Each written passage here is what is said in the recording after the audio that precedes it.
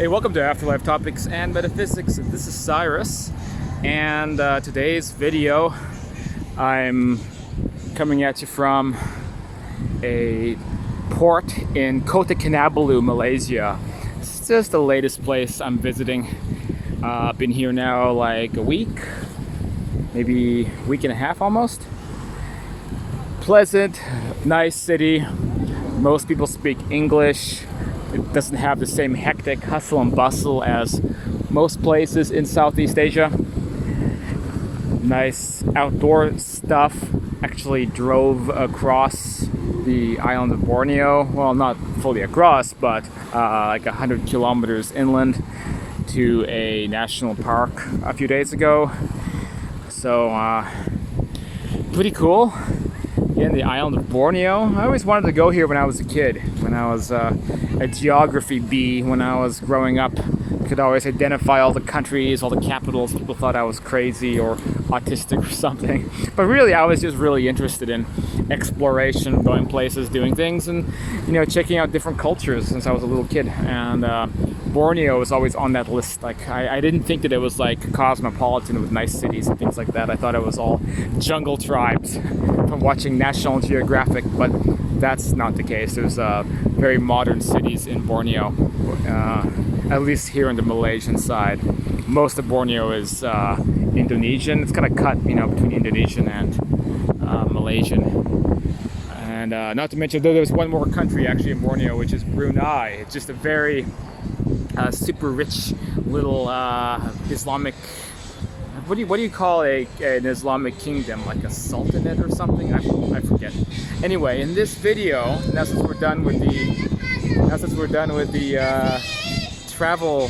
traveling part of the video, there's people like yelling and singing next to me. So I don't know if that's cutting into the video too badly. Let me just get away from all the noise.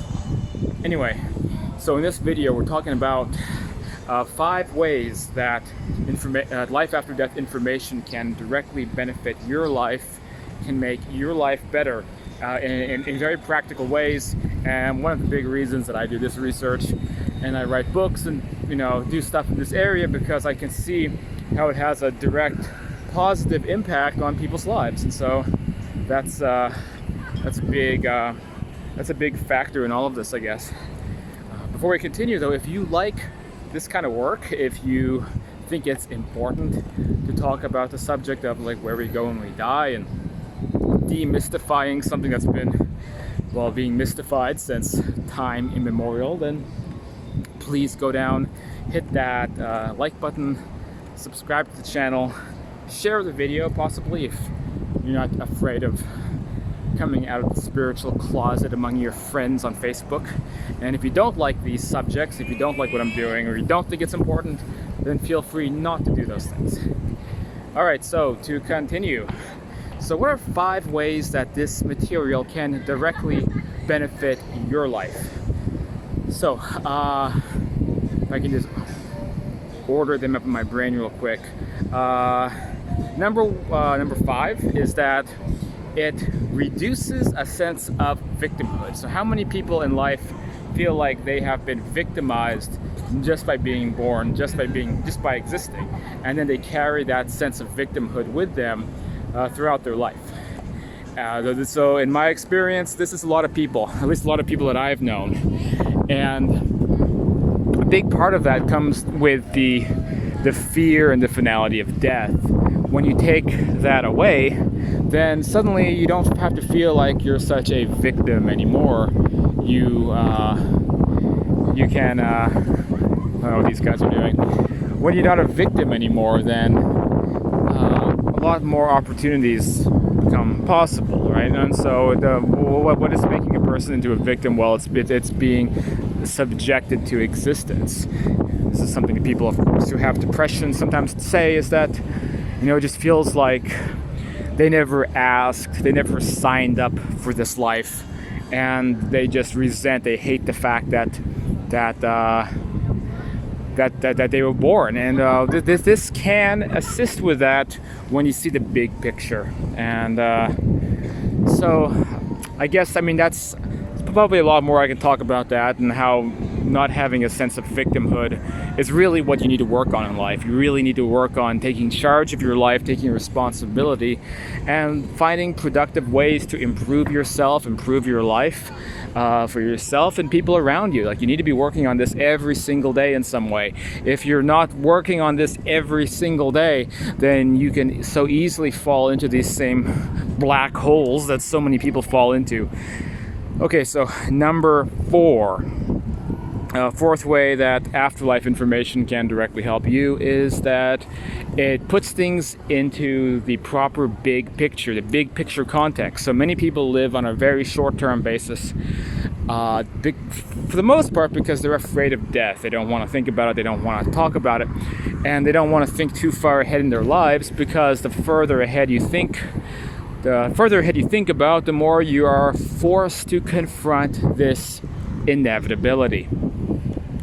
Well, if you become aware of the fact that you continue to exist inevitably or perpetually, then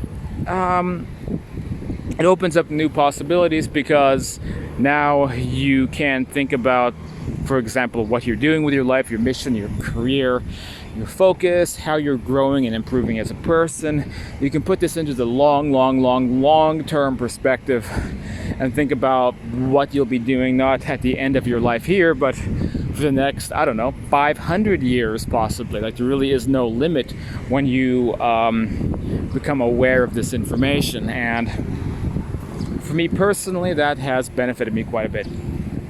It allows me to think about the true story of my life. What am I really doing? What really matters? Okay, so it's number 4. Number 3, I would say, is that it reduces material attachment. And I'm not one of these guys that thinks we need to, get rid of all attachment. I'm not a Buddhist, thankfully. But understanding the spiritual context, okay, let me back up. People put priorities in the wrong places, especially when it comes to the acquisition of material wealth and status. And again, like so many other subjects, this relates to ongoing fear or denial of death. So when there is an existential crisis about this, then, well, how do you resolve that situation? You pursue money, you pursue short-term gains, status, things like that, and then you think of life as a game, and whoever has the most at the end and then dies wins the game. Or it's just a feeble attempt to find meaning in an existence that feels meaningless, and so you're always just focused on money. And it is okay to be focused on money and to be successful in all these types of things, but it very, very often spirals out of control into something very dark, which that's kind of the core of the darkness in the society. So it's not, I wouldn't say money is the root of all evil. I wouldn't even say it's the love of money that's the root of all evil. I would say it's the obsession with money or the obsession with materiality. And it's also a thing that keeps elite powers in control and very, very wealthy, because when you're obsessed with money, you become a very, very profitable consumer, don't you? Okay, it's getting noisy here again. I'm gonna walk back this way. Okay, so let's see. Number 2. The number 2 reason that afterlife information can directly benefit you is that it reduces grief. And this is one of the most significant things of all, because grief is the thing that just completely shatters so many of our lives. And in my opinion, there is no proper way to truly deal with the pain associated with death, quite like understanding the afterlife info. Like, everything else just feels like a band-aid. So most modern mainstream psychiatry, to me, again, it's a band-aid that doesn't actually solve the issue. It's kind of like a lot of mainstream Western medicine that just treats symptoms. doesn't treat what the root cause is. The root cause of the pain when we lose somebody is this. I call it an existential crisis, because it doesn't make any sense that a person could just stop existing, does it? Like, it's illogical. Like, if you love somebody, there's this thing happens, and suddenly we're existentially torn apart from that person, and then we're told that this person doesn't exist anymore, and it just doesn't make any sense. Like, from actual, just, I don't know what I'm trying to say here. I guess what I'm trying to say is,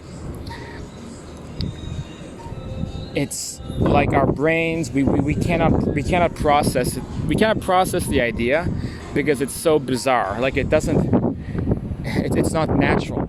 And this is why grief, in my opinion, is so bad for us, because we are higher thinking beings. We're not necessarily. I mean, we are in the animal kingdom, but we're using a higher level of thought process. We can think things through. We can analyze, deduct, use reason and logic. And when we try to use reason and logic on this non-existence paradox, it just leaves us crushed, and it makes life seem hopeless, and makes things seem like they don't matter. Like love doesn't even matter, because we're all gonna die. And so the afterlife context, I mean, it's the only, I wouldn't say it's a cure, but it's the only way, in my experience and my opinion, to lessen the severity of such things. Okay, so what's the number one way that afterlife information can directly help you with your life? Is that, number one reason, and I wrote these down this morning, and I'm just going off the top of my head at trying to remember what I put in my Microsoft Word document when I wrote all this stuff down. So I apologize if this video is a little bit scattered, but I do remember number one way that afterlife info can help you directly in your life is that it frees up your mind to be able to focus on other things, whether that is the existential problems, or that is the grief, or that is all of these other things that we talked about. When you're not thinking about death as much, you can do many more things in your life, be able to enjoy more, accomplish more, see more, right? So that should be the main reason to go into these areas of study. It's not that so that you could spend all your days thinking about dying and worrying about it, and suffering from thanatophobia. The real practical reason to study this area is that you don't have to think about it as much anymore. So you can get to a point where you can travel and pursue your businesses and meet people and pursue relationships with people and all these really meaningful things in life without your days being cluttered with existential dread about getting older, or maybe you have an illness, or even when you have a loved one maybe who is sick, or parents getting older, or God forbid somebody who really is suffering from a terminal disease, like nothing is going to stop that from occupying our thoughts all day. But at least with the afterlife information, you can kind of know in the back of your mind that your loved ones are also going to be all right, that they're going to be in, we talk about in this channel a lot, but the types of places you may end up.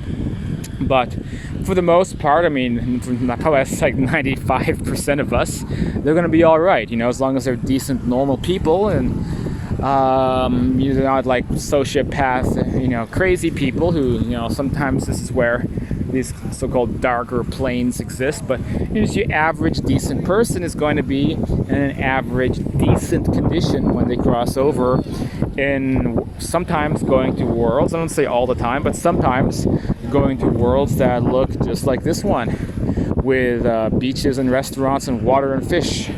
At least this is what astral travelers say. At least it's what I've seen, and it's what mediums have said, and it's what spirit communicators have talked about. So worlds that can look very much like this one, but much, much, much more beautiful. Potentially much, much more beautiful. Sometimes they can be very mundane as well. I'd like to believe that they have the trash and litter problem under control. It's always sad to see like styrofoam takeaway boxes littering coastlines. But that's a different video. Littering and selfish behavior, and why that's kind of the plague on society. But anyway, so those are the 5 ways that afterlife information can directly benefit your life. And again, to reiterate this last point, it allows you to free your mind to be able to do things in life that you want to do. So you're not thinking about death all day, you're enjoying life again, enjoying meeting people, not always concerned with this one event, which, you know, spirit sources tell us when you die here, it's just like going to sleep, and in a way you die every single night when you go to sleep. Especially considering that, you know, a lot of us go to that side while we sleep. So so basically, dying is just unconsciousness. You're just, your brain now stops functioning, permanently. So you're permanently on that side, which again, many of us go there anyway. We don't get the memories back when we force fit our spirits back into these shells. It has a processing error. We don't maintain all of our memories. But but that's all it is. That's all death is, all it has to be. And if we can just accept that, deal with it, and again, accept death, be able to accept dying, then you're actually going to be like light years on a self-development basis ahead of everybody else when you're able to accept death. Because I'm telling you, look at all these people here at these docks. Probably very few, if any of them, have ever been able to actually accept death. With this field, with this study, you are on a path to be able to actually accept death. And do that. When you have accepted it, you will have these incredible advantages in life. That's all. That mental clutter will be free, and you can do things other people can't do. Maybe, possibly, that's why I do things a lot of people don't do. Like, I travel the world, and I live out of a backpack, and I pursue all these different businesses and hobbies, and do all this kind of cool stuff. And I'm able to take the time out to write books. Like, I'm not gonna say all this is because of my relationship with death, but it helps a lot on a self-development basis when you handle this area of your life, and then you can not have to worry about it anymore, and then again focus on your life. So this is also a rebuttal to all the people who say that talking about this stuff means not focusing on the present moment enough. That's not true. Really, it's the opposite of that. Anyway, I think I've gone on way too long about this topic, about this subject. I don't know how this video is going to come out, because again, I'm winging it. I sometimes feel self-conscious if I realize I was kind of like going a bit too unscripted in my video, and probably bumbling my words, or making a fool of myself. But whatever. Sometimes you just gotta put content out there and hope it works. But yeah, hopefully you like this little tour of Kota, Kinabalu. And it's kind of a small city, a little bit.